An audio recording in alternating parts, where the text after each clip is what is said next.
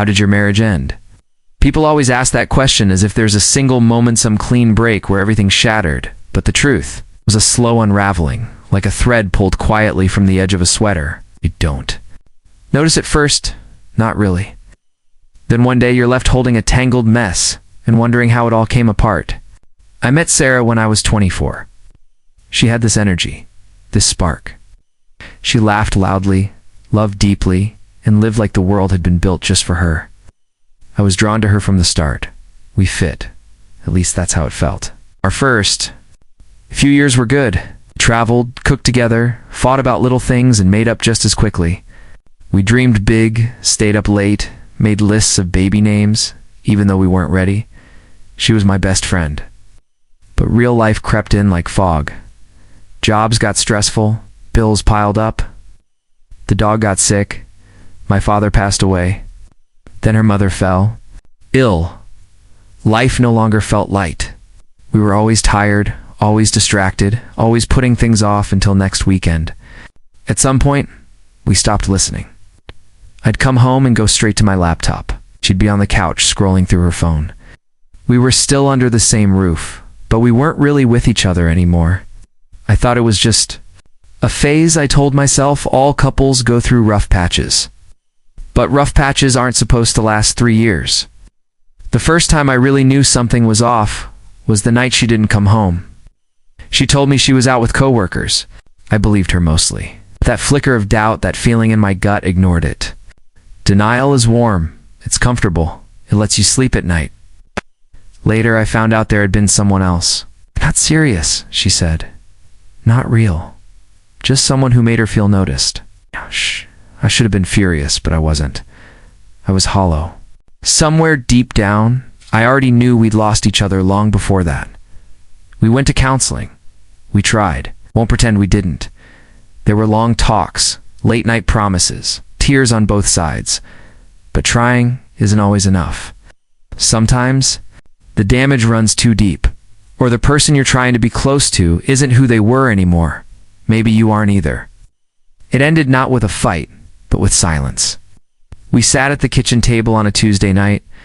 She stirred her tea, and I stared at a crack in the tile I'd been meaning to fix. No yelling, no dramatic confession. Just a quiet moment when we both knew this was it. She spoke first. I can't do this anymore. I nodded. I didn't ask her to stay. I didn't cry, not then. I just nodded. She moved out 3 weeks later. Dividing the furniture was oddly civil. She took the couch. I kept the bed. We argued for a bit over who'd keep the dog. I let her have him. She loved him more. Night alone in the apartment was brutal.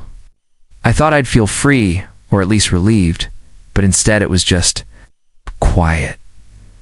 Every creak in the walls sounded louder. Every empty chair looked like a monument to what we'd lost. I didn't tell many people the details. Most friends got the vague version. It just didn't work out. Okay, and honestly, that's not a lie. Really didn't.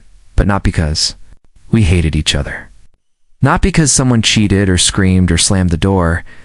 It ended because we stopped showing up. Little by little, we became strangers with shared memories. And that kind of separation, the emotional kind, is sometimes the hardest to explain.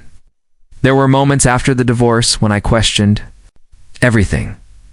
Did I not love her enough? Did I miss a chance to fight harder? Was I too wrapped up in my grief over losing my dad to see what she needed? You replay things? Words you said? Words you didn't? That last birthday gift you forgot? The anniversary you brushed off? The way she used to smile when you walked into the room and how one day she didn't. Healing didn't happen overnight. I stayed in that apartment longer than I should have. I kept the same routine, hoping it would bring comfort. It didn't. I avoided the places we loved, our favorite diner, that bookstore with the creaky floors, because everything felt haunted. Then one day I walked into that same diner alone. I sat at our usual booth, ordered her favorite breakfast just to see what it tasted like now. It was different, not better, not worse, just different. That's when I realized something. Don't get over someone. You learn to carry them differently. You let the weight shift. And if you're lucky, it stops being heavy. It just becomes part of who you are. I'm not angry anymore. I don't hate her. In fact, I hope she's doing okay. I hope she found what she was missing. I hope she feels seen and loved and safe. As for me, I've learned to sit with myself in the quiet. I've learned to cook dinner for one without feeling lonely. I've learned that healing isn't linear, that progress sometimes looks like crying on a Tuesday and laughing on a Wednesday. When people ask, "How did your marriage end?" I don't give them the full story. Most don't really want it. They want a headline, a reason, someone to blame. So I just say we drifted apart. But if they're still listening, if they really want to know, I might tell them this. It ended in all the small ways.